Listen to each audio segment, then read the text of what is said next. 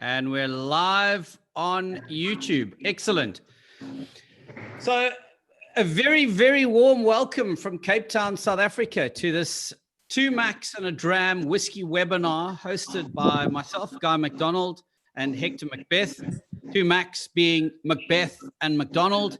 And we're proud to have you join this inaugural webinar where we are privileged to have a panel of 6 great whiskey makers from 3 different continents, all assembled by Hector Macbeth.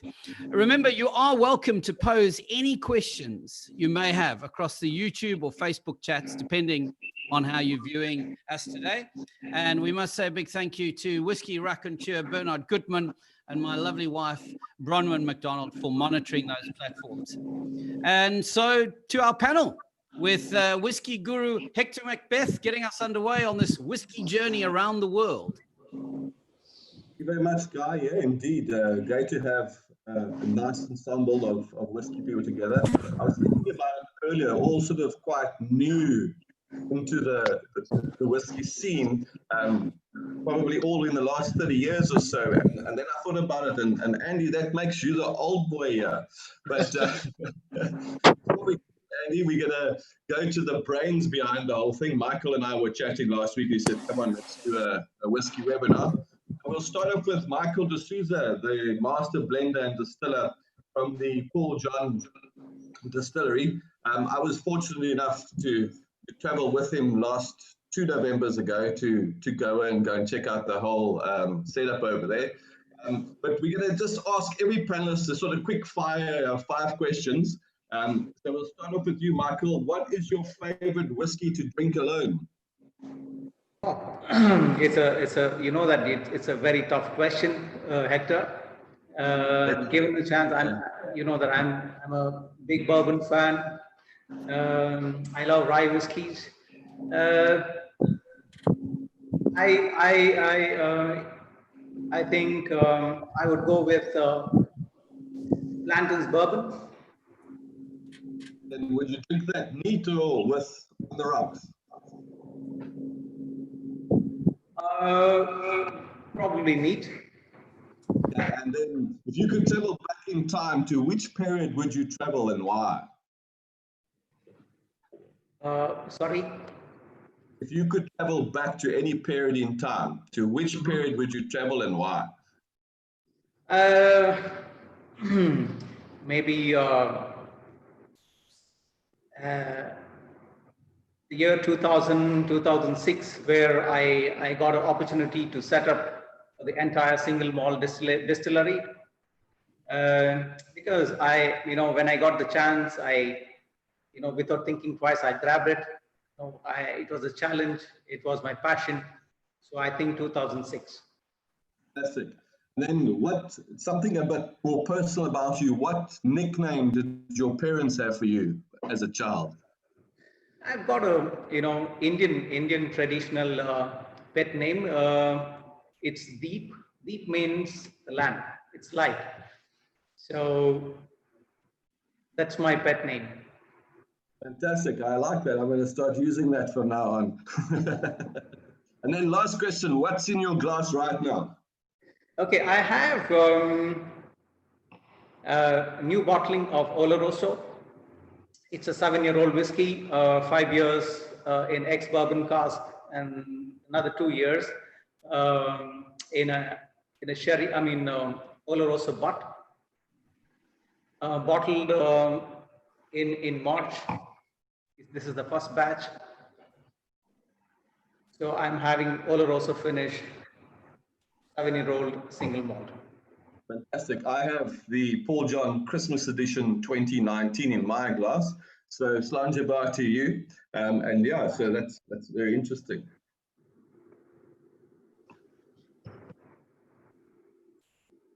Guy, you're still with us there?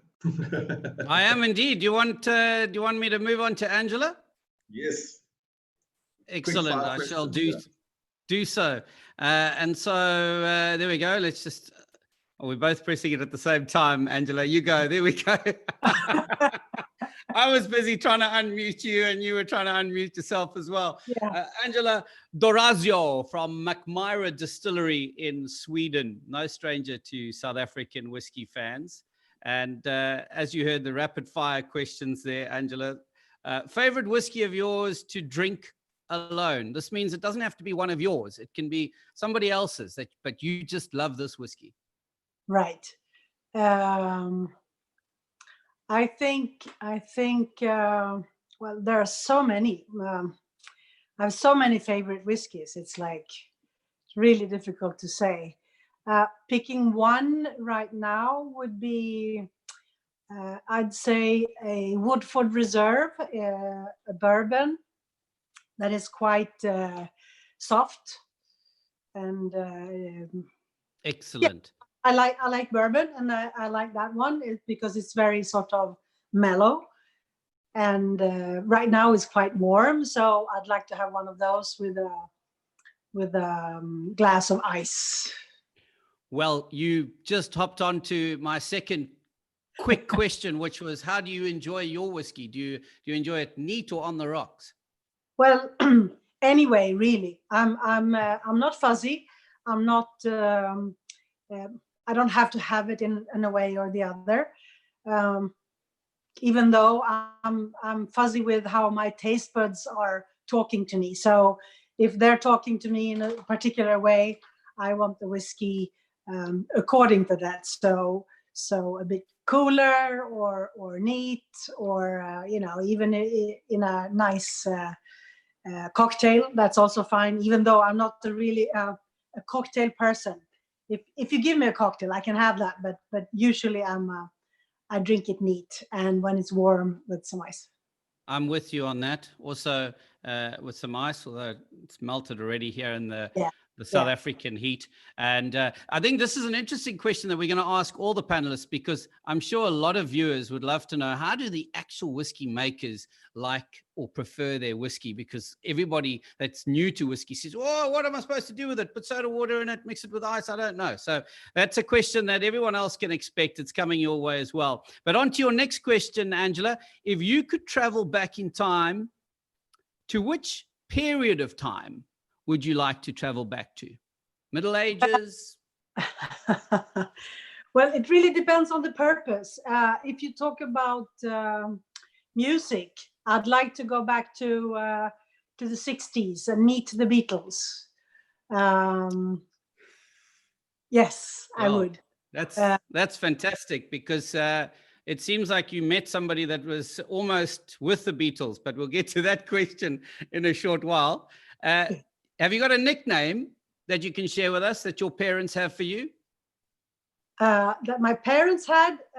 Well, when I was younger, I used to have an idol. It was a Swedish children's song writer. She was actually, or is actually, a daughter of one of the bigger jazz singers in Sweden, and Titti Sjöblom. So I didn't like the Italian name because I was living in Sweden. So I thought Titti was the nice name. So until I was 7 or so, I didn't listen to anything else than Titti. Wow, I mean, there's so much I could say about that, but we're in amongst an all-male panelist besides yourself, so I'll leave it at that. Thank you. And what's in your glass right now? What are you sipping along with us? I'll have a glass of the latest Moment. Moment bottling here. It's a very rare whiskey, because it's one of the first casks coming from Mackmyra. Was I don't know. Have you followed Mackmyra's history along? Do you know of what we have released? I know a little bit of what you released. Yes, yeah. I've been quite avidly looking at what you've been doing, because I'm fascinated by the fact that there is even a whiskey distillery in Sweden. But yes, there are many whiskey distilleries in Sweden, dear. But anyway, so we started making a really young whiskey, and we released it in 2006, and it was called Preludium.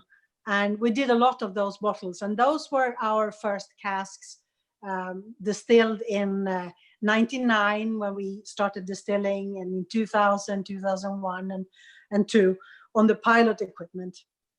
And so we did a lot of those. The Swedish monopoly stores bought some of them, but we did a lot more. So, but the stuff was really young, so we couldn't sell it because it was, people didn't have the knowledge about young whiskey and really compared it to really old Scotch whiskey. So it was, so we had it for a while, and then we decided to put it back. Actually, we opened the bottles and put it back into the casks 3.5 years ago, and then we had it in the Swedish oak casks, and then we bottled it. So it was a mix of those first Preludium bottlings that we did, which were in between 3.5 and 5-year-old, you could say, at that time.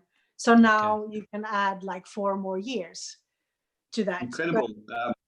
Did you add anything to Preludium 6? Because I think that was my favorite of the original releases, was Preludium 6. Yes. So have you redone that as a moment?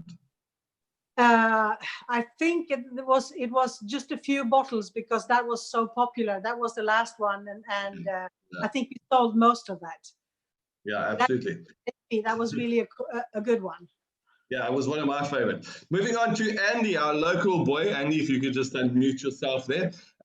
Obviously, no stranger to South Africans, and finally letting us into Cellar 13 and looking at all your experimentational stuff that's going on. So it's always good to talk to you.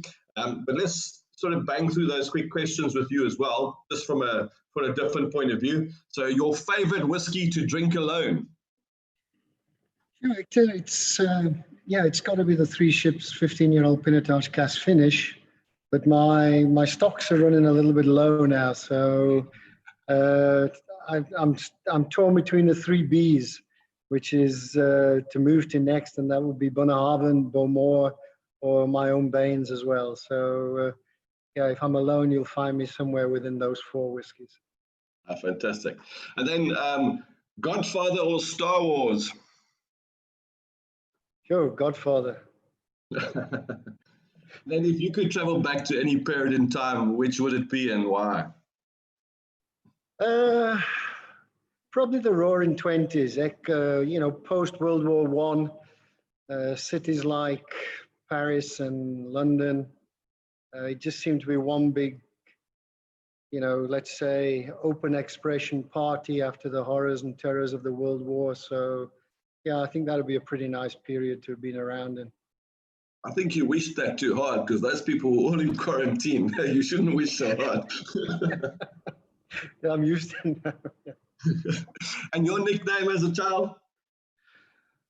Yeah, I'll be honest, I never had one. I don't think my parents saw enough of me to give me a nickname. So, fortunately or unfortunately, I don't have a nickname from my parents.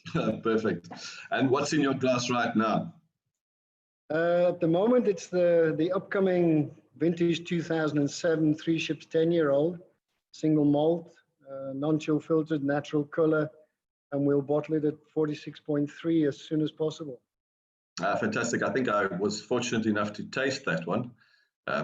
You did that at the Italian whiskey tasting that we did at the That's Italian. correct, yeah. Yeah, well, I think the progression's been very good, so I'm quite impressed. But we'll get back to you on that one now.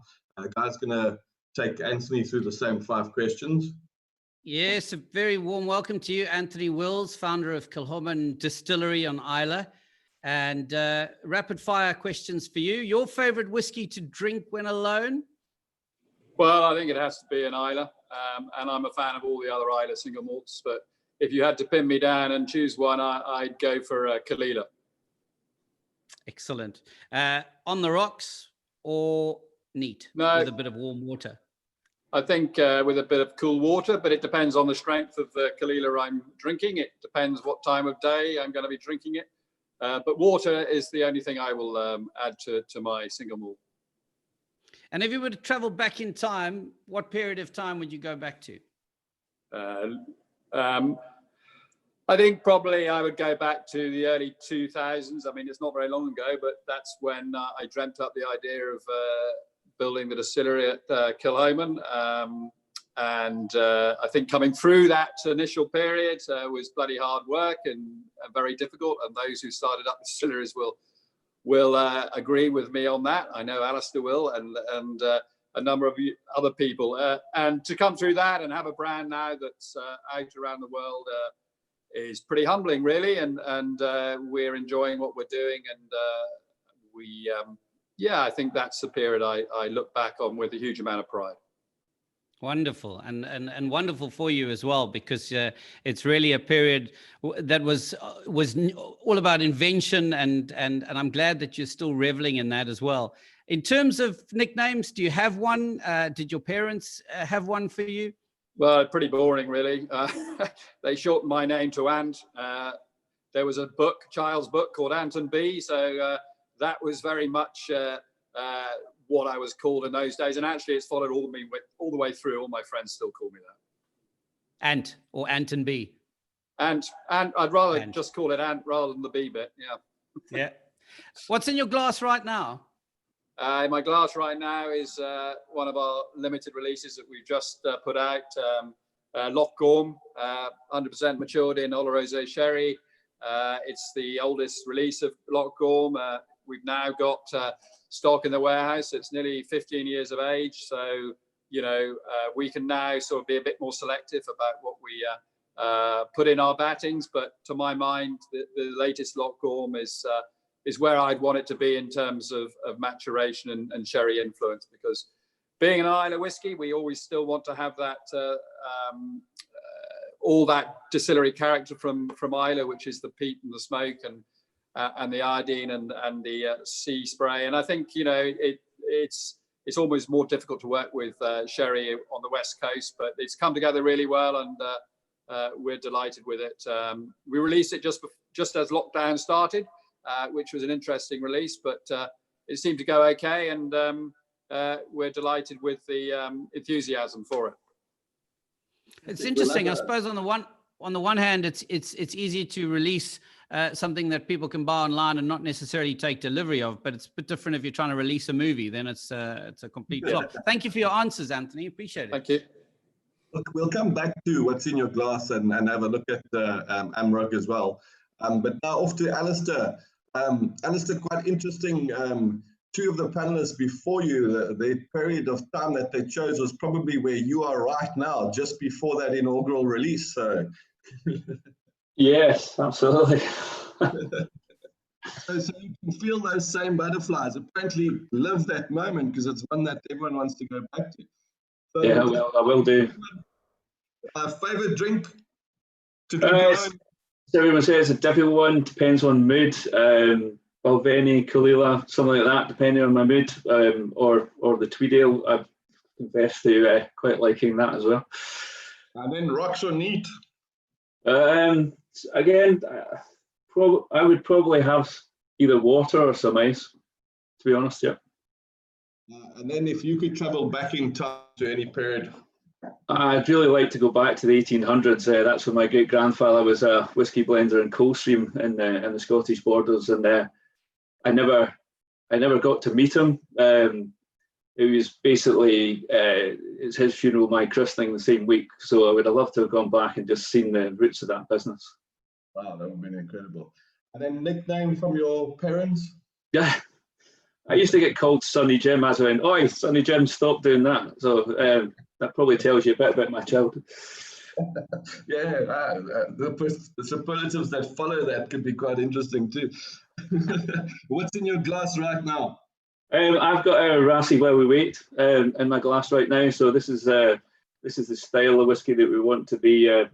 We actually are now producing on Raasay. So it's lightly peated with dark fruit. So it's this is actually finished in Tuscan red wine casks, which is where you get the dark fruit flavour from, and the light peat comes from heavily peated and unpeated, which have been matured in bourbon, then batted together, and then finished in red wine. So this is very much the style of our inaugural release, which is going to be bottling in November this year. So as the others have said, I cherish the moment.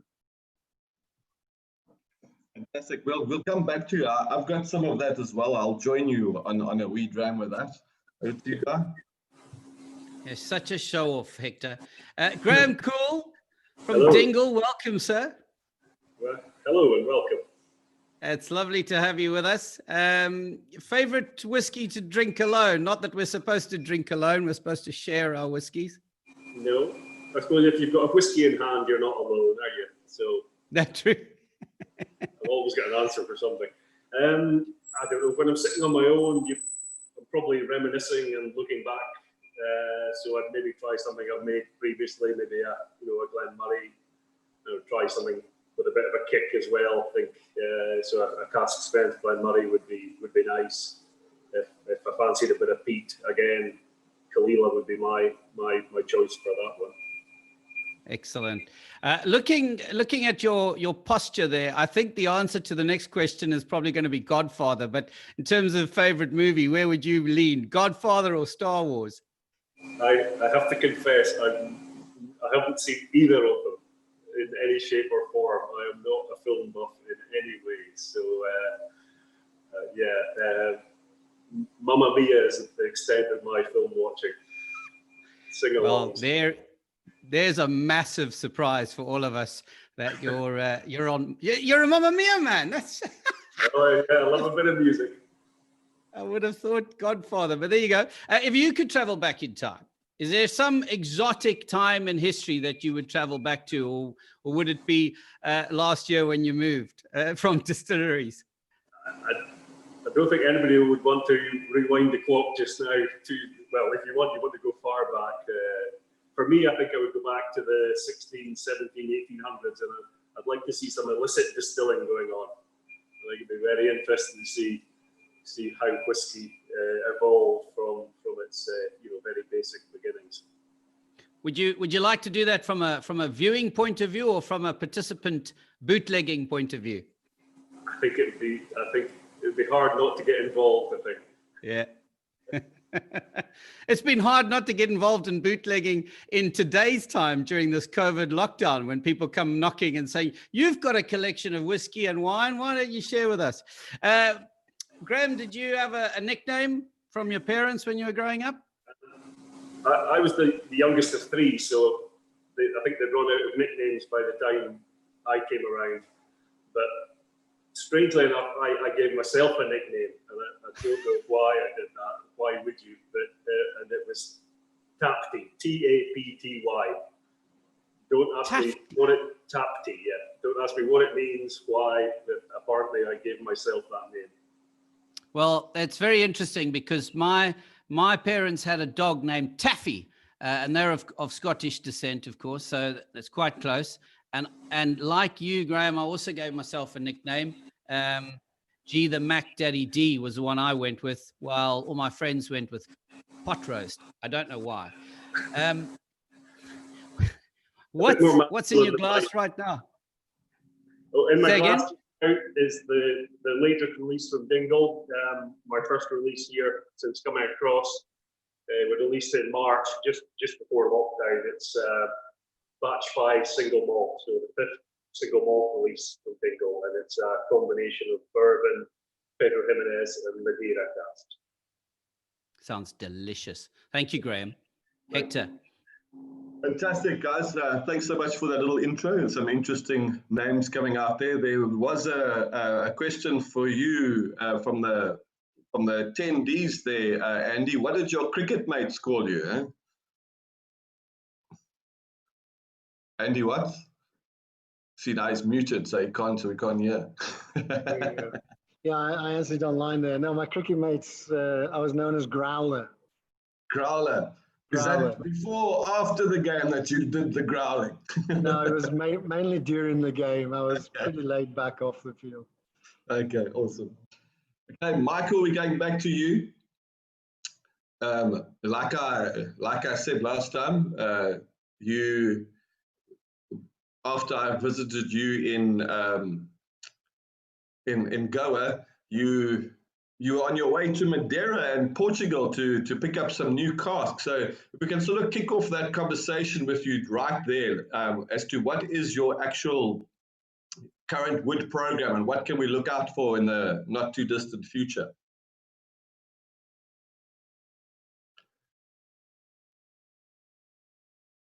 Michael, you're still muted there. You just unmute there.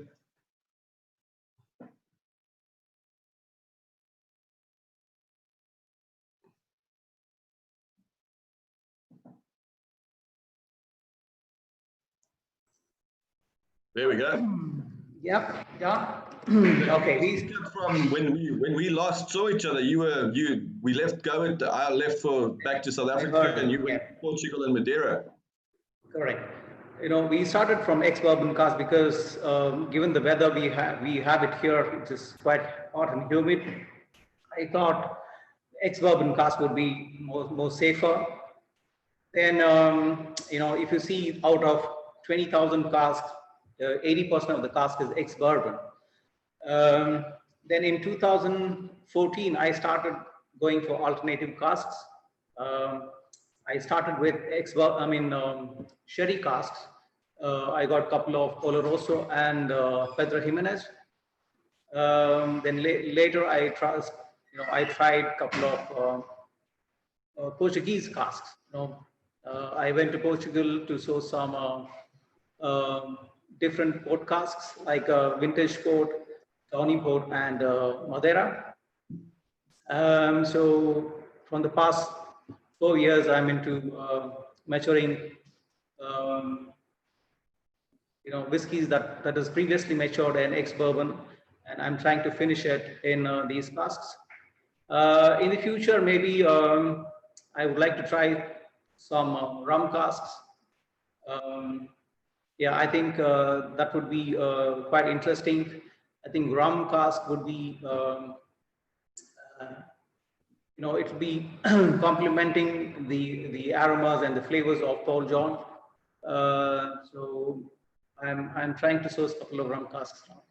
Fantastic. Yeah, I can see a Canadian barrel bringing that big rum raisin hit through to, that peated version that we tasted that was still in metal that we'd taken out of the Oloroso, that was absolutely insane. So I can imagine that with another Canadian finish together. We're just going to have a quick look. I'm going to try and put up some images of the latest releases from you. This is the Oloroso cask that's available at the moment. If you could just sort of talk us through these are about to be released in South Africa in the next sort of 30 days or so. If you can just sort of from a flavor profile, talk us through these two whiskies, the Oloroso and the PX. Okay. Oloroso is a 7-year-old single malt. As I said, the initial 5 years was in ex-bourbon first fill barrels. Then later it was put inside Oloroso but for 24 months. So it's a 7-year-old whiskey. It's bottled at 48%. Because the very reason we thought of bottling at 48 is that in India we cannot sell whiskies above 50% as per the new regulations. So we thought we bottle at 48. This whiskey is non-chill filtered, no color, no flavor is added in this. Obviously, if you look at the color, so this is a 7-year-old single malt. If it looks as if it is a 50-year-old single malt, because of the temperature, we tend to extract a lot of color from the cask. Again, typical Oloroso aromas on the nose. It's raisiny, lot of dry figs, dry dates, and dry apricots, a lot of spicy notes like cassis and star anise. On the palate, it is sweet, it is creamy, again, a lot of honey and vanilla, slightly woodier. Our whiskies are non-age statement whiskies. This is just a 7-year-old. When I say 7, people think it is quite young. So deliberately, this whiskey is bottled slightly woodier, because when people taste, woodier whiskeys, they think automatically it is old. Yeah, I mean, this is the new release. Hopefully in South Africa, I think it should be available in a month or two. Fantastic. And then talk us through the PX. The PX was obviously slightly lighter in style, but fuller in fruit. And you also combined those quite well with the bourbon casks for your 2 Christmas editions. But standalone, they're really just really rich and fantastic giving whiskies. And I've been very impressed with those maturations and the softer lines. Again, is this again a 5-year and a 2-year finish? Exactly. I mean, I took whiskies from the same batch, vatted from ex-bourbon casks. The PX, because PX is more softer on the palate, because I've chosen whiskies from the first and second fills. Second fill ex-bourbon gives you more elegant flavors. It's more mellower, more softer. So when it comes to Oloroso, it's all first fill bourbon casks. When it comes to PX, it is first and second fills, both 5-year-olds. Put inside PX Pedro Jimenez sherry butt. Again, on those. Yes, Hector. That's fantastic. Some very exciting news. I'm waiting for DHL to deliver my samples, but the next slide there is the first look at. You've managed to put this blend together ready for the 2020 Christmas edition, and I'm right with you. Let's cancel the rest of 2020 because it was. Let's not forget it was bloody terrible. So let's just go straight on to Christmas 2020. I'm right there with you. I'm waiting for those samples. The packaging's looking good. You want to just take us through this? I see you using some first fill bourbon casks this time round. Okay. Christmas edition, every year during the Christmas, I do a small batch of Christmas edition. It's not more than 10,000 bottles. So 2018, we started the small batch actually. In 2018, for the first time, I used 3 different expressions. I took whiskies from, 3 different casks, that is unpeated from ex-bourbon, peated whiskey from ex-bourbon, and Oloroso from Oloroso hogsheads. Okay. Oloroso hogshead. This was for 2018. For 2019, I did use again 3 different whiskies, unpeated from ex-bourbon, peated from ex-bourbon, but here I have used Pedro Jimenez instead of Oloroso. So the only difference between 2018 and 2019 is 2018 has got Oloroso, whereas 2019 has got Pedro Jimenez. For 2020, I'm using 4 different expressions. It would be unpeated from ex-bourbon, peated from ex-bourbon, unpeated whiskey from Oloroso, and unpeated from virgin oak. This would be 4 different expressions. Hopefully by November we should be launching this. And your bourbon casks in those mixes, those are traditionally from your upstairs warehouse, correct? Predominantly. Yeah, I mean, the underground cellar has got only 4,000 casks. So most of the casks that I have is on the, on the upper warehouse. So for the Christmas edition, especially, I like to use from the warehouse that is above the ground level. Because Goa is humid and hot, the salt is in the air because we are very near to the sea. The whiskey tend to absorb a lot of saltiness from the air. So if you see, these whiskey is more of a minerally in character. It's more saltier. It's like Islay whiskey. So for Christmas edition especially, I would like to choose whiskies from the warehouse that is situated above the ground level.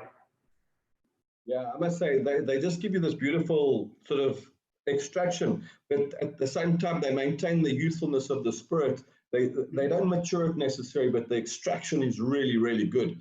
And I think that's, for me, like Paul John's sort of secret essence for up to now is the fact that you're not trying to pretend to be older whiskey, but you're getting beautiful extraction early on. So you've got a youthful, it's almost that old saying like, youth is wasted on the young, but I think you're actually getting that right. You're actually making young whiskies sort of fully pronounced already. So thanks for that, man. There is a reason for this, because of the high humidity, we lose more alcohol than water, so basically what happens is there is a increase of concentration of flavors within the cask. So as whiskey matures, it tends to lose more alcohol, and during the blending, I need to use very less water because already the alcohol, most of the alcohol is evaporated. So there is a lot of flavor. Whiskey tend to become more robust in character, more bolder.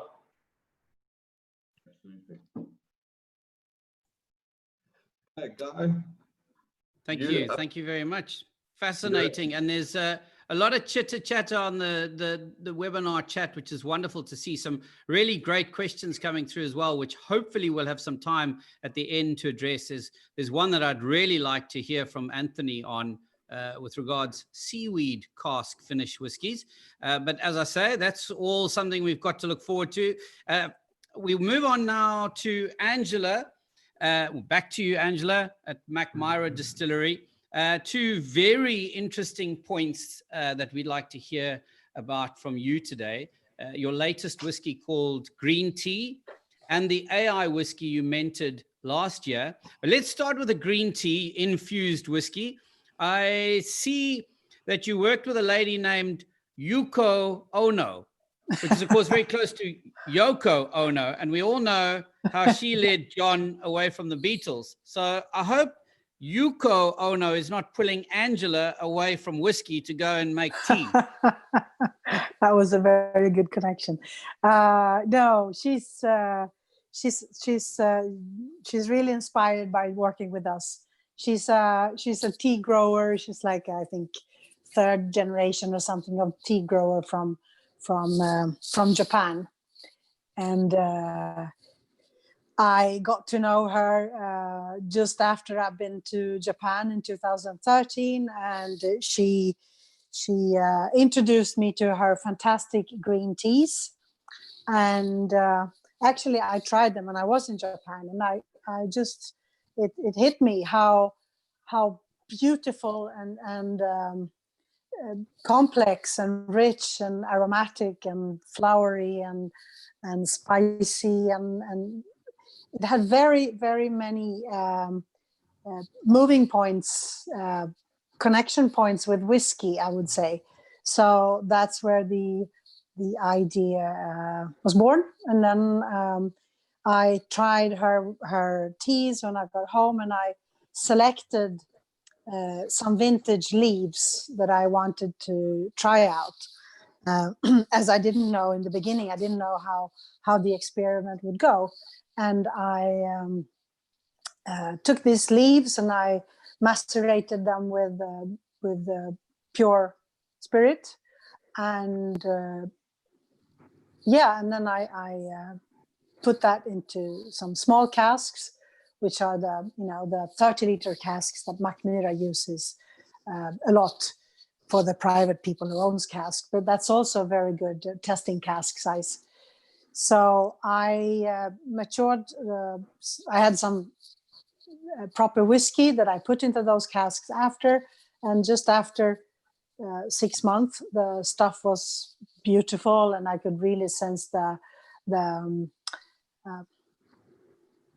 union between the two products, and that's where I decided to do a seasonal product after that. So I scaled it up. I bought a lot of green tea from Yoko. So that was 4 different tea types. Actually, she was a bit baffled because she didn't think it was a good idea to blend those. It was she wanted them pure. So I did the four teas, and they stayed in the cask. The whiskey after on those casks was 19 months. So it took a while for the whiskey to come to the point where I thought it had a good tea character. And these were not the 30-liter casks anymore; they were 128 liters. So we did the maceration. I forgot to say we did the maceration with the tea and the pure spirit, and after we had to dilute it before we put it into the casks to season the casks, and that we did with Oloroso instead of water.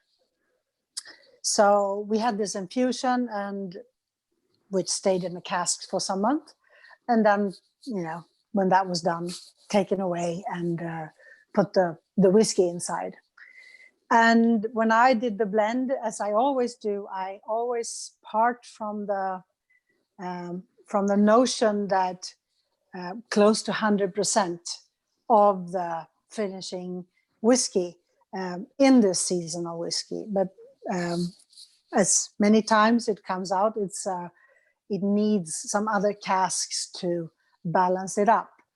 So this was about 50% of this bottling had the tea casks, and most of them was the most beautiful one. It was the sencha tea, the Yame sencha tea, and the Yame stands for the region. So it would be an Islay sencha, you could say, if it was from Islay. That was the most, because that was the most complex one that came out. Then I used quite some of the hojicha, which is a roasted tea, and that had beautiful aromatics that sort of came together again with the aromatics of the whiskey from the casks. And and the matcha and the gyokuro, there was a little bit less of those, but all those teas were vintage leaves from 2017, from the spring, which were really beautiful. That's the most beautiful tea coming in the spring, and and I'm very proud of the bottling of the end product.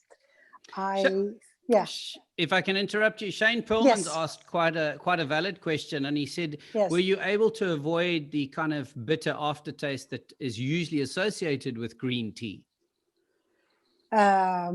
Yes. There are some tannins, I would say, especially in the gyokuro casks, there were a bit more tannins, and the matcha some as well.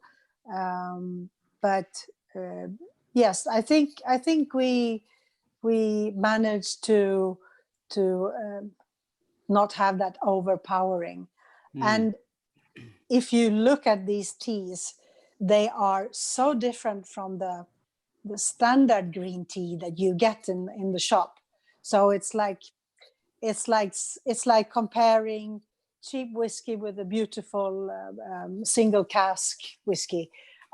So it's like they're of the same family, but they're miles apart of richness and complexity. They being the health fanatics will tell you that you should drink green tea to lose weight. So I hope that if I drink this whiskey, it'll offer the same health benefits. Yes, if you drink a couple of liters per day and don't eat anything, you might lose some weight. I'm not sure how healthy you will be, but definitely so. And then moving on to Mackmyra Intelligence, the world's first whiskey created using AI, that's artificial intelligence. You've won gold and best of category in the prestigious Craft Spirits Awards competition organized by the American Distilling Institute. Yes. What an interesting project. What was your thinking? What was the goal in even starting a project like this? Well, as many of the things in life, it started by coincidence. As we have some tech guys at Mackmyra, and they had this idea, and we talked about it, and and it was like, and I said, yeah, sure, why not? But I didn't really get what it would be. And then we happened to get together with Microsoft people who worked in the same building as we did, and they introduced us to the right people with the AI knowledge from Finland. And then we had a meeting, and they looked at me really nervously, saying, "It's like, oh, you know, you're not feeling threatened now by this thing, because you know it will steal your job." And I was like, well, if it's a lot better than me, maybe it should steal my job, but I'm willing to go on that road and check it out. And what happened was that we, you know, AI is such a big, it's a very big project. If you talk about what AI is, you can do it in so many areas. And in our case, the only way we could do it, and you know, and not spend 10 years before the whiskey coming out, was to take the ready whiskey and have AI make the recipe for us. That was the easiest way to do it. And that was why they told me, you know, it would steal my job. And well, I thought it was a really great challenge to see what would come out. And I was the mentor, I was the supervisor, and I did all the job of singling out all the information for the AI machine officer in Finland, Jarno. And so he got all my recipes that Mackmyra had done and I had done since the start, which were over 70. And then he got all the parameters from us on those. So even every person that had given any scores or medals or age or cask type and all the possible parameters you could have, and put it into this computer program that he was creating. And then it sort of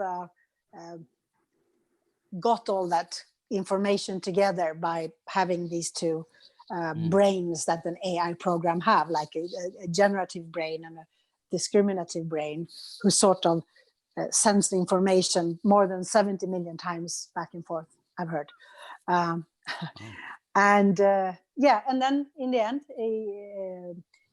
I got like 1,000 recipes or something. Well, not all together. I got like 100 and 100 and 100 and so on. And I could then single out what the computer had done was that it gathered information on what was the best ever cask according to all these parameters. So for example, there were a lot of smoky whiskey in those recipes because we got a lot of medals, got a lot of good reviews and gold medals and stuff on the smoky whiskey. Well, and then, for example, a lot of the recipes were like just 2 centiliters and 3 centiliters and 5 centiliters of so many casks that it would be sort of weird to spend so much time to put that together. And then there were a lot of, It sounds absolutely fascinating and possibly to some extent a little bit more work than if you were able to just do it all yourself. Having to feed absolutely. feed the computer. Yes, true. But you know, if you would think that you would buy this computer program and have this in your distillery, you would then gather that information, because that was the first time. So if I would now own that program, I could then continue to feed info to that program, and it will become smarter and smarter, and then it will throw me out of work. Just joking, but it would be more and more sort of smart, because that's what it is. But anyway, we did this, and I chose 5 recipes that I believed in and that we had enough whiskey of if we would do a bottling that wasn't just like 5 bottles or 10 or 100. And then I test blended them, and then I decided for one of the recipes, and then I chose all the casks and did the blending. And that is this one, the AI intelligence #1. Brilliant. Well, yeah. it sounds like possibly something that all the other makers watching or participating today could possibly buy. Maybe they could franchise your mastermind out. But I need to wrap with you so that we can move on. My last question, very quickly, I want to ask is: I've heard it whispered through the barrels that you love to dance on your balcony in Croatia in the summer. Will you be giving shows via Zoom this summer? Actually, I'm already doing that. Dance lessons via Zoom? Yes, I'm actually already doing that. So my big hobby on the side is I'm a dance teacher. I'm a NIA first degree black belt dance teacher. And I hold classes in Stockholm and Gävle, and outdoors, summertime, outside the distillery. And now that my people are, many of them are isolated, I've started doing dance classes at home. So actually the equipment that I have here is already set up, because I had a class at 12 o'clock today. I had a dance class indoors here. And as I move to my cottage in a couple of weeks, I will have dance classes there. And as I go up to Gävle next week, I will have a dance class, streamed one up there outside the distillery. So you are all welcome to join. We'll join you, but only in Croatia. I'm not traveling to Sweden. Sweden's cold this time of year. I'll travel to Croatia to meet up with you, Andrew. Right. Okay. That will be another year. That will be another year then. Fantastic. Andy, moving on to Wellington and the heat out there. Obviously, you today and yesterday was quite rainy and not sort of the perfect weather. But let's get back to what was in your glass there. You had that beautiful 2007 10-year-old whiskey that you're about to release, and then lockdown happened, so you couldn't release it. So can we just go back to that and sort of talk us through? From my having tasted 05, 06, 07, there's definitely been a progression. And where have you sort of got that right? Has it been your wood program has changed, or is it in the actual distilling? Where's those changes been? But there's definitely been a progression, I think.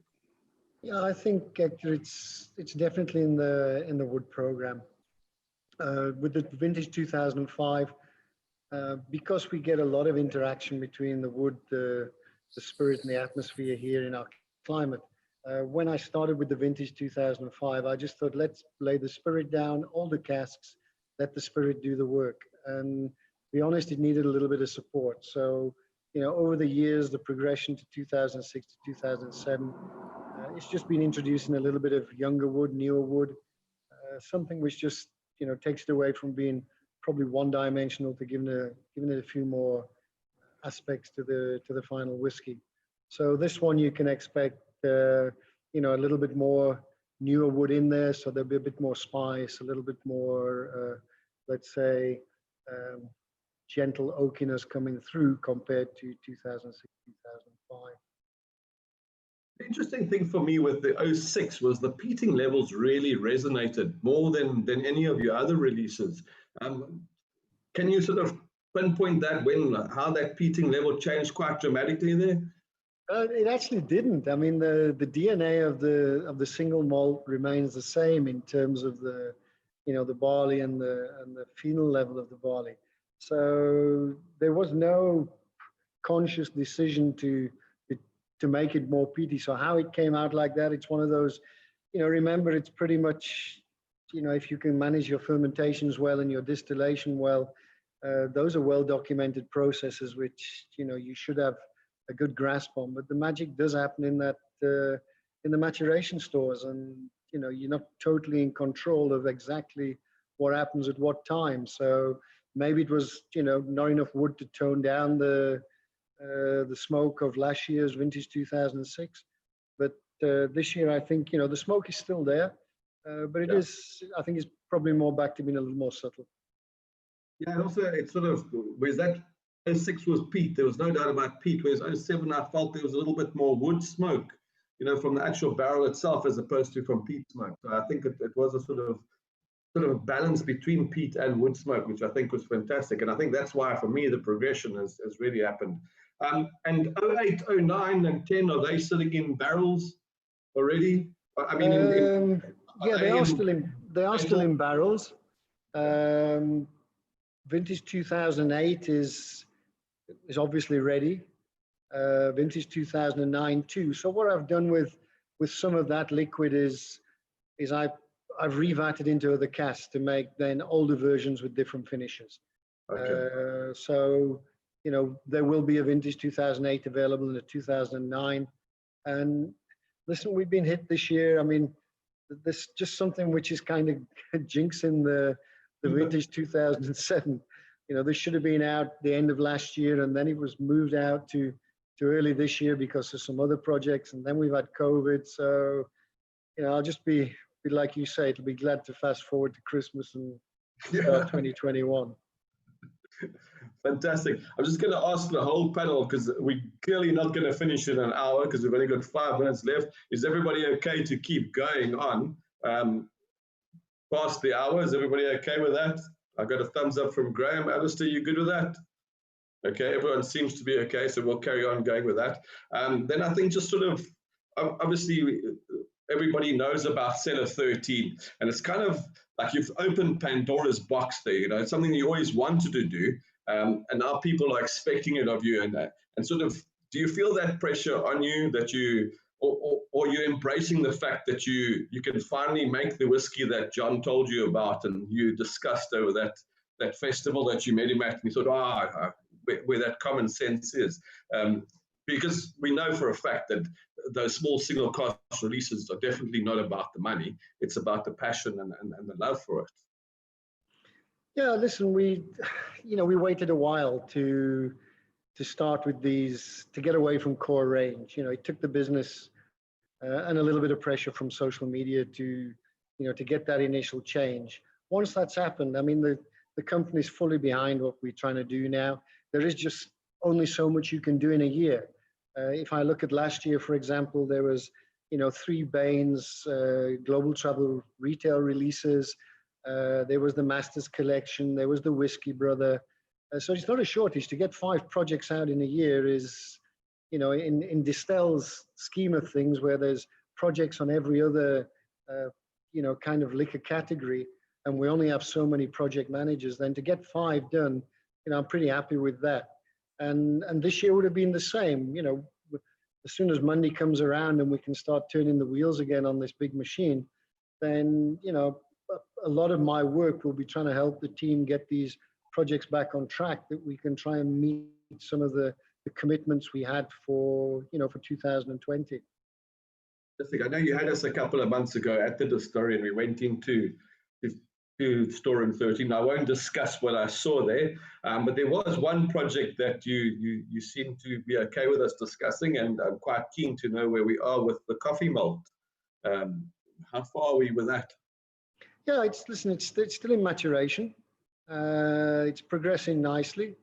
And the thing is with the innovation batches which you do, and you actually never know how they're going to work out at the end of the day. So most of them are a very small scale. A lot of them have failed, and it's easy to blend them away into the core range and the other whiskies which we do here at the James Sedgewick Distillery.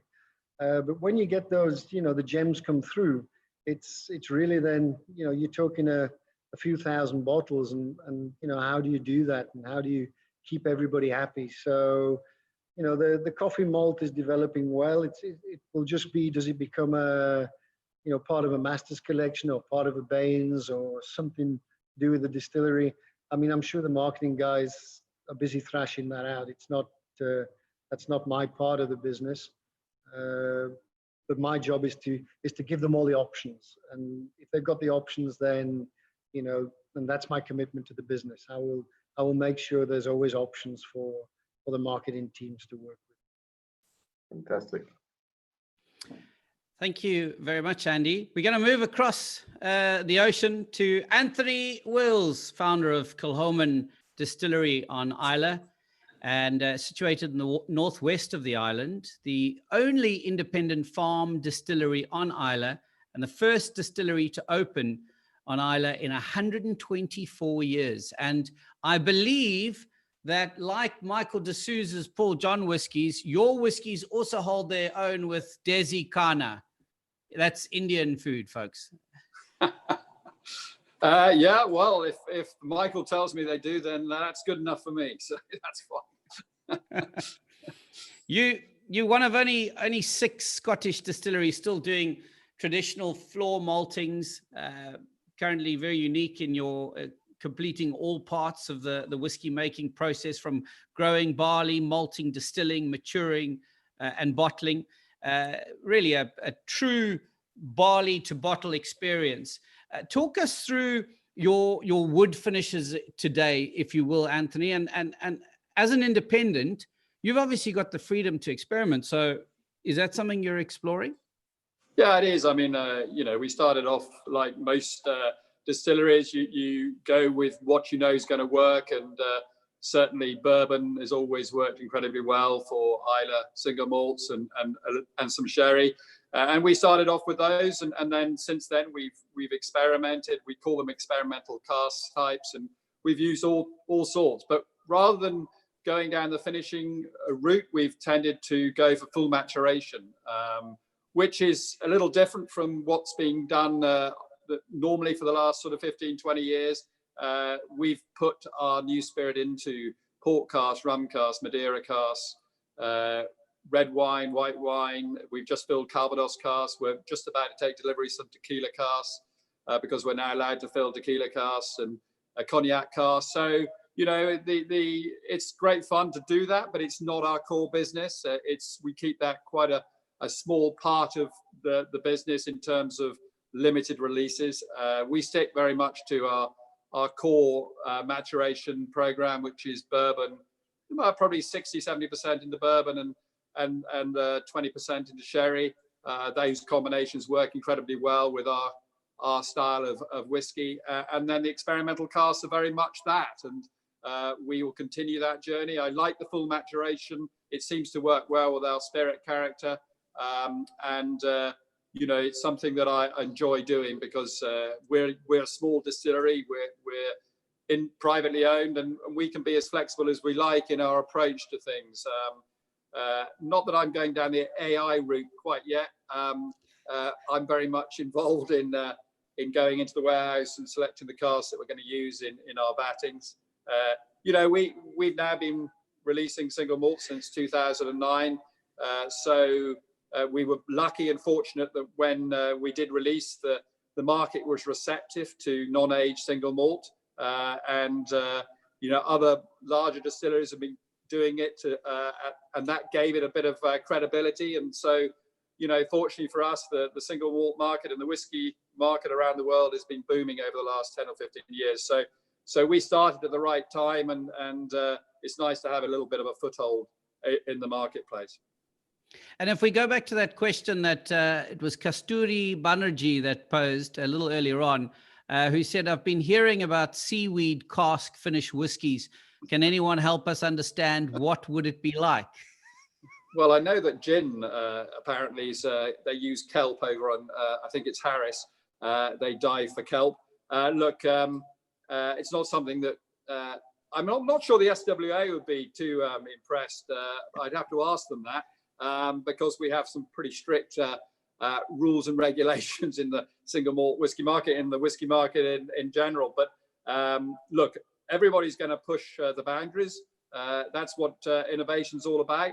But we'll have to see. I don't think that's something is on the radar right at the moment. You've got, and you're going to have to help me with the pronunciation here. Is it, because it's Gaelic, Burak? Yeah, Amburach.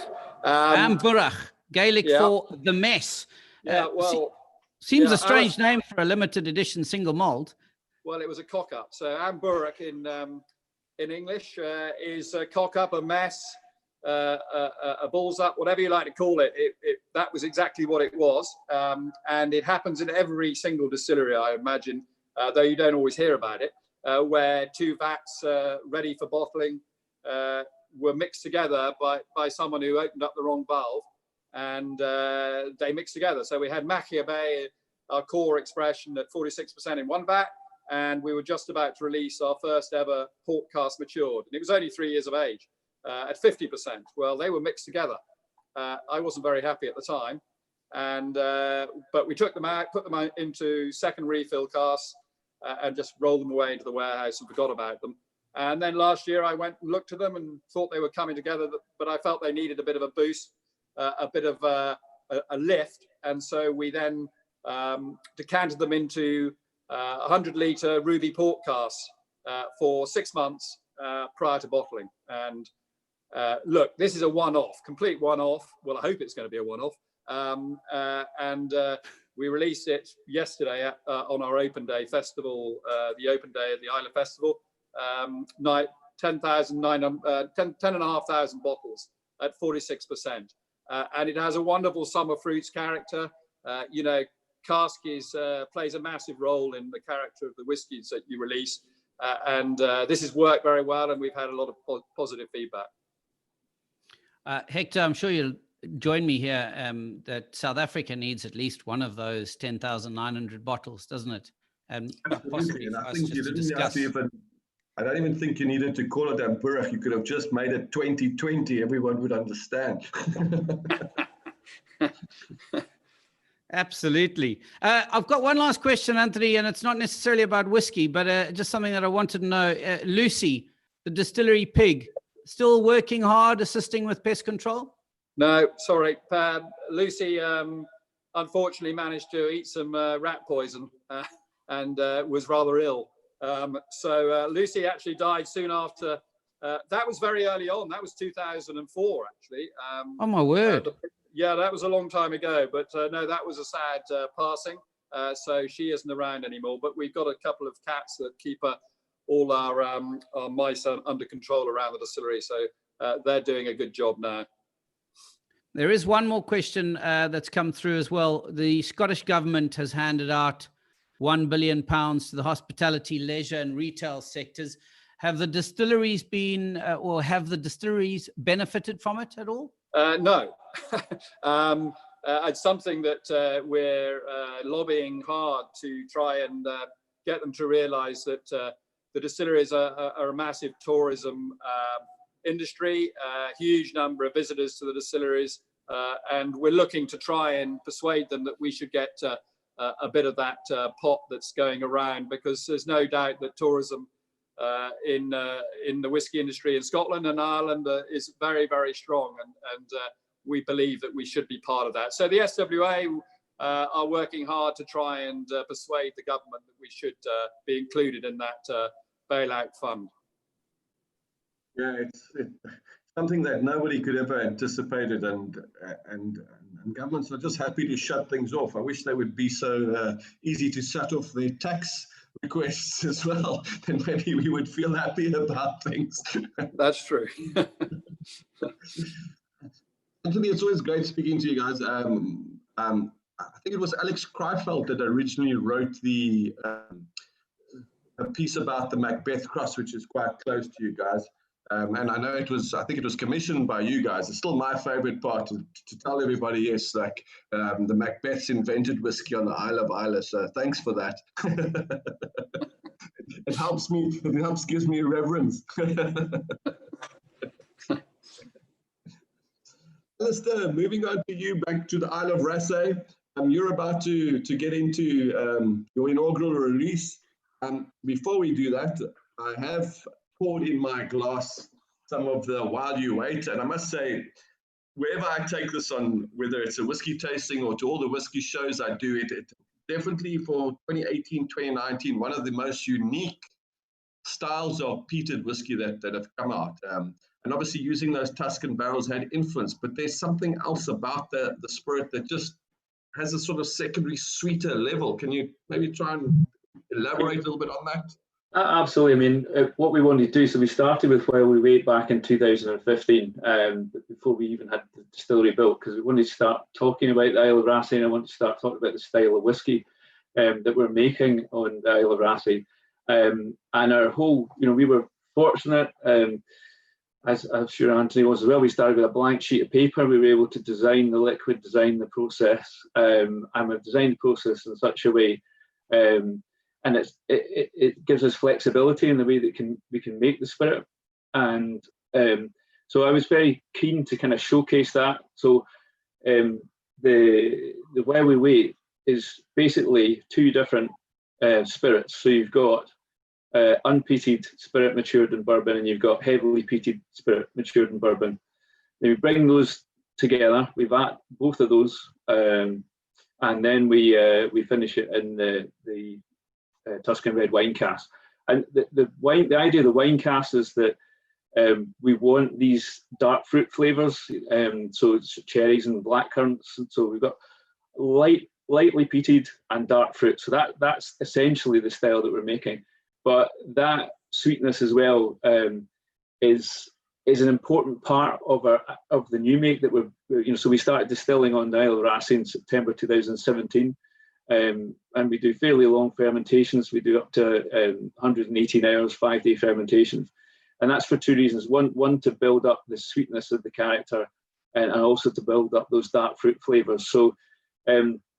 You're absolutely right what you say. I mean, that is very much the style of Where We Wait. And our inaugural release, which is a one-off, it's a special release. It's the link, if you like, between Where We Wait and our actual single malt.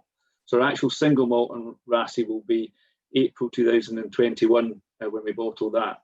And the inaugural release has been done in a very similar way. So we actually used heavily peated barley.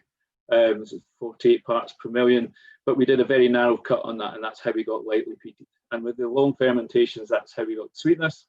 So that was in bourbon cask for 2 years, and is now in Bordeaux red wine cask, and that'll be bottled in November. So it's a one-off. It literally is an inaugural release, a special expression, and it's that linking what we've been waiting for, the actual single malt from next year to the Where We Wait. Fantastic. And then just also talk us through a little bit about the wood, the sort of cask owners, as it were. I think you can buy a 30 litre or 190 litre cask. I know for the 30 litre cask using Speyside casks. Yeah. The 190, is it a variance of casks, or is it just one style? So there's a number of different casks. The 30 litres, the reason we use the Speyside cask for that is that it's a 30 litres, obviously a very small cask. So, the volume to surface area is huge. So we wanted a relatively inert cask for something that small. So all of our casks are available to buy online. So that's 30 litre casks. On the bigger casks, again, you can, if you like, you can build your own casks. So you can go on to the website, you can select our peated spirit or our unpeated spirit, and then you can select the different cask types. Now, for our single malt that's coming out in April 2021, we actually got a 6 cask maturation policy. So again, we're doing exactly what I said. We do effectively 6 months of peated, heavily peated, and 6 months of unpeated. They then go into 3 different cask types. So we use Woodford Reserve rye casks, we use Bordeaux red wine casks, but we also use Quercus Muhlenberg casks. So these are casks, virgin oak casks, high char, high toast, and they give colour and flavour very, very quickly because they've not had anything in. So Chickapin oak, Quercus Muhlenberg is quite different from Quercus alba. It grows in the same areas of North America, but rather than giving you those kind of sweet spice vanilla flavors, it gives you a much kind of softer dark fruit flavor, and again, that's the dark fruit character. So we've got these 6, so the 3 different cask types with 2 different spirits of 6 casks, and we bring them back together. All of those casks are available to buy online. So if you pick the peated spirit, you can then select a Quercus Muhlenberg cask or a Bordeaux wine cask, or a rye cask. There's some other special casks that aren't part of that recipe. We have had some Manzanilla casks and some Oloroso casks on there as well, and Four Roses bourbon as well. So it's just the opportunity that people can buy those casks, but But if you like, that's an opportunity to buy the element that's actually going to make up our single malt next year. Yeah, it's always interesting. If you look at the story of the 6 panelists gathered today, we're all sort of following the same trajectory, and yet we have these 6 complete unique styles of whiskey coming from all different parts of the world. It's a thing that fascinates amazingly. But I must say, I think your wood program has been early on quite interesting, and some very interesting casks coming out. But there is something very unique about that. But then there's also something very familiar when we look back at your grandfather's recipes from the Tweedale. Yes. I just want to talk about the 28-year-old release from last year, because I rated it as one of my top 3 whiskies of the year. It was just... Mine's going down fairly rapidly, as you can tell. Yeah, there was just so much in this category of blended whiskey, but I don't know what it is. It's an old familiarity, but it's just something a little bit more than that as well. It just was one of the most super whiskies, and the Evolution 27 was good as well, but this was just something special. And can you put your finger on what it was?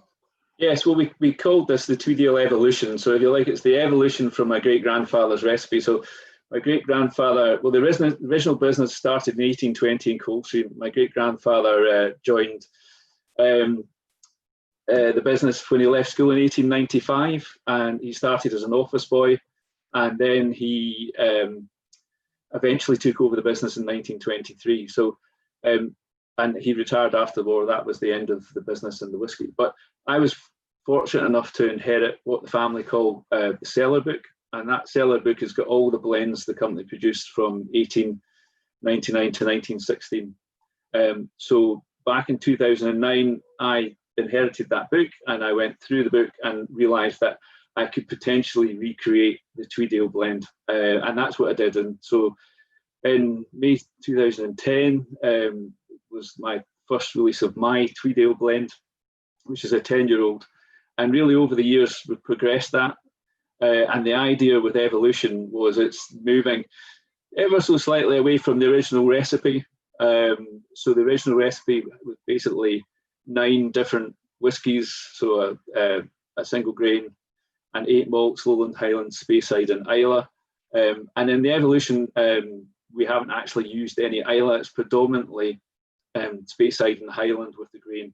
And I think that's what, if you like, changes the balance slightly. And it really focuses on, so you've got the kind of mouthfeel, the oiliness from the Highland whiskey, and then you've got those kind of floral notes from the Speyside as well, and it's getting the balance of that, and obviously a bit of sweetness from the grain as well, so it's balancing all those flavours, and then obviously you've got the age that comes in as well. So I would describe it as a very easy drinking whiskey. It's not something you don't have to work at, but it's got all these layers and depth and richness to it as well.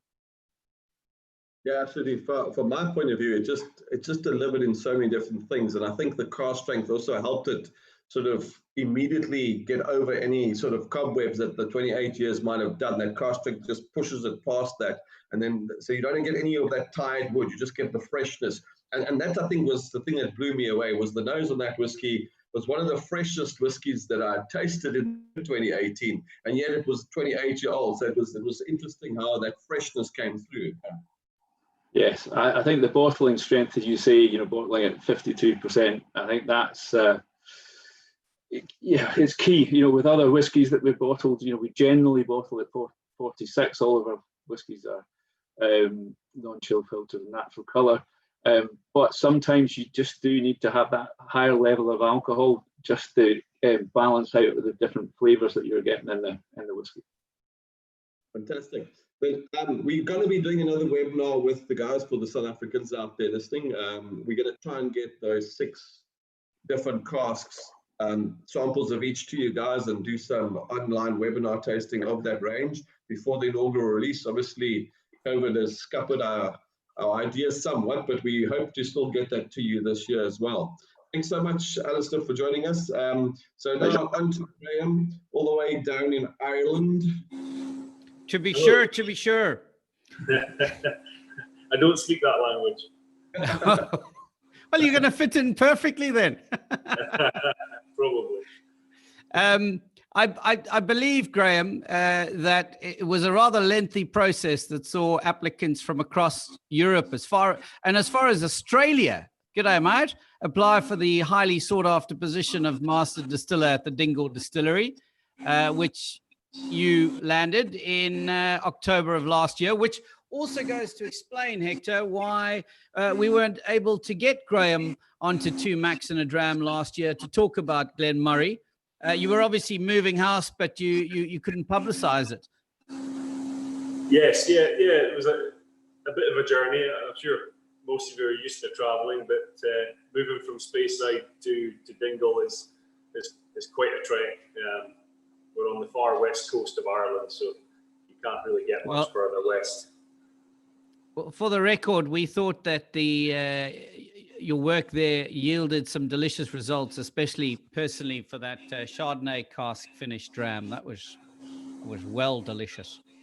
Yeah, Glenmurray it's a great spirit. It's very flexible and it works. It works at different ages and different cask types as well. So it was a pleasure to play around with that spirit. It's a good solid Speyside single malt, and you can do a lot with it. It's not often that you come across any whiskies that are finished in a white wine cask, so that was very unique for me as a wine lover as well, and as a Chardonnay lover. I was ranting and raving about it to Hector, and he was saying, "Yeah, just get on with it." Are you quite a keen wine drinker? I mean, it is a deviation to explore a barrel like that, isn't it? It is, and it preceded my time. It was the early 2000s that the first Chardonnay casks were filled at Glenmurray. Okay. They tended to go hand in hand with Glenmorangie, and whatever casks went to Glenmorangie, a similar amount went to Glenmurray. So they were kind of filled and then forgotten about. And when I moved to Glenmurray from Glenfiddich, I discovered them in the warehouse. They had some random code. They didn't even say they were Chardonnay casks. So when we sampled them, it was a surprise to come across them, really. And they were so rich. They were at that time probably 7 or 8 years old, but they were really well mature. And that's probably the one thing about wine casks I find, or certainly my experience, is that they do mature quickly and come of age. Maybe it's something that Andy's got in his cellar 13 as a Chenin Blanc cask from the Swartland. Yeah, well, at Glenmurray had Chenin Blanc as well, Chenin Blanc and Chardonnay, and they both came out very well. We need to talk about your current employer, Dingle, and you're apparently sipping at the moment on the single malt batch 5. Is that correct? Yes, I have the batch 5 here. So as I said earlier, that was released this year. Dingle Distillery was formed at the very end of 2012. It was the first new distillery built in Ireland for over 100 years.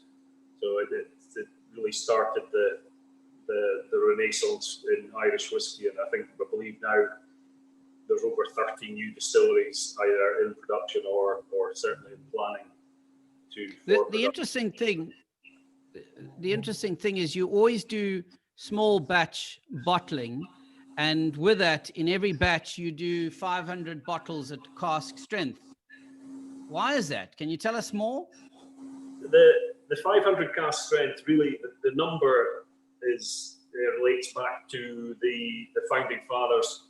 Basically, 500 people invested in the distillery at the beginning and put their money in the distillery, put money forward, and they own a cask of Dingle. So 500 is a number that rings very true here. So that was the reason for the 500 up till now in the batch release. And I mean, obviously at the moment you're dealing with somewhat different animal in the form of Irish whiskey from the Scotch that you've spent the majority of your career on. What are you hoping or looking forward to achieving in this new realm? I think, you know, I've joined the distillery at a very interesting time, exciting time, because it's now 7 years old. So that, you know, the whiskey is of an age where it's certainly drinkable, and because all the whiskey's been filled into first fill casks, it's well ahead of its time. We fill here around about 40% bourbon casks and 40% sherry casks, then 10% port and 10% others. So you know, nice influence of sherry in there, and a high percentage of Pedro Jimenez sherry casks.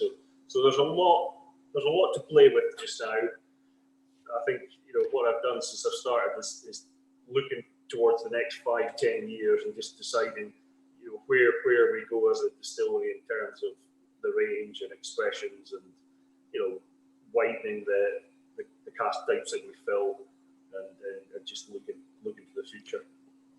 Well, that's very interesting that you say that, because I was going to ask, can we expect some innovative wood finishes from Dingle in the near future? And it sounds like the answer is yes. Yeah, I mean, it's probably difficult to be innovative now, because, you know, the world is open to everyone. So it's really just trying to do your best with what you choose, you know, and not biting off more than you can chew either. You know, always think, just if you're going to do something different, do it well, rather than try and experiment too much. So you know, I will remain true to the roots of Dingle, but we will, you know, try different things as well. Hector, I'm not sure if you've got anything else that you would like to ask Graham, who was supposed to be our guest last year. Yeah, Graham, just obviously Dingle's doing pure pot still.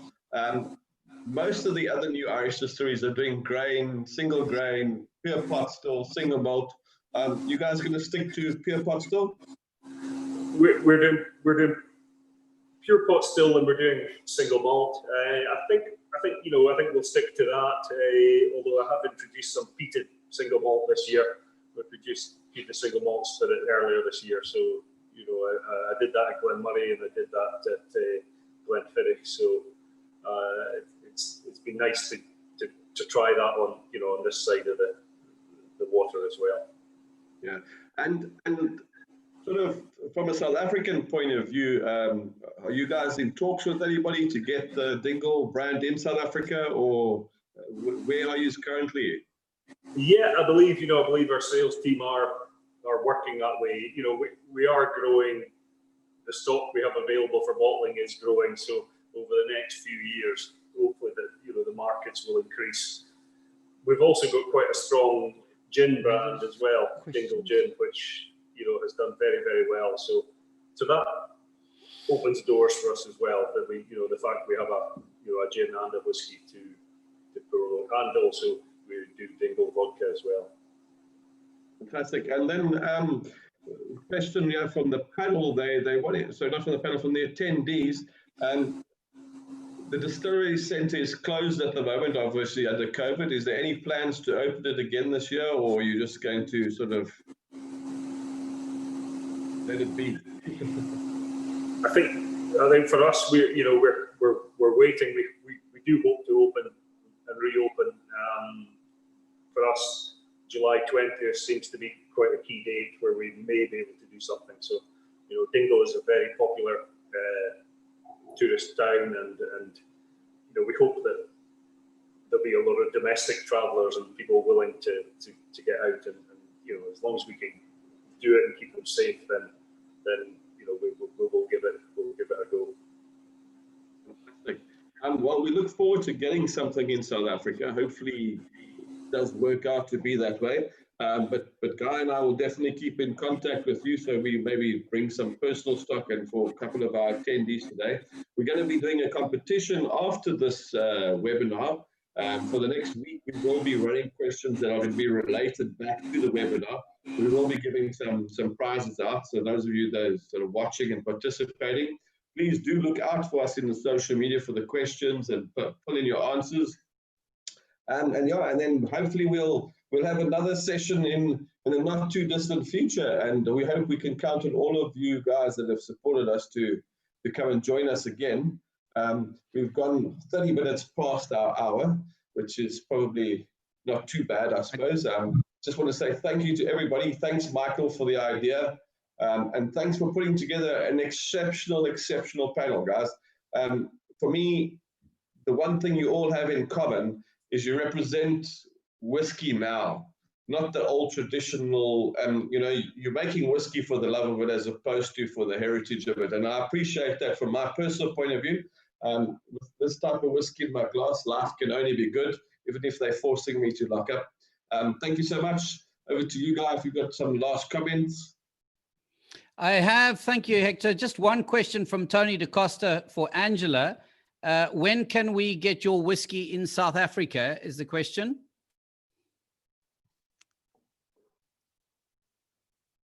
Is Angela still here? Wait, yeah, I'm here. I was muted. Well, that's a good question. We have a guy called Anton who's now selling our stuff. It's like we have a real export sales guy. So I'll ask Anton if he has got any leads on anyone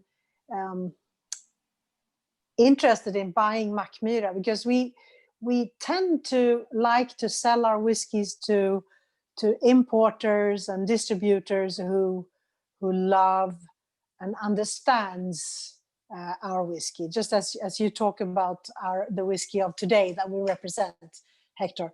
I think we want to be in the hands of people who understands us.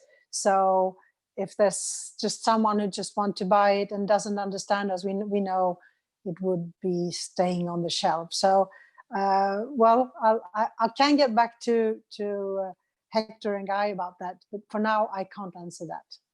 But hopefully soon. Yeah. I'm just thinking. Thank you, Angela. I'm just thinking. Let's see. Is there any final words that you'd like to share as a panelist? Just raise your thumb and I'll unmute you if you've just got anything you'd like to end with before we close the stream. And I don't see any thumbs going up. Everybody's quite satisfied with what they've had to say today. So on that, thank you very, very much for watching and participating in this inaugural 2 Macs and a Dram webinar, inspired by Michael D'Souza of Paul John Whisky and, of course, produced by Hector Macbeth. Please follow and like our Facebook page and Instagram accounts, 2 Macs and a Dram, as we'll be doing this again, as Hector said, and we'd love to have you along. And thank you, of course, to our esteemed panelists for your time, wit, and energy. It's really most appreciated.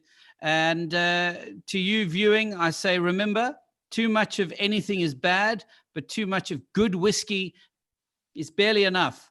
So until next time, Hector. Slanjava. Slanjava. Chin chin.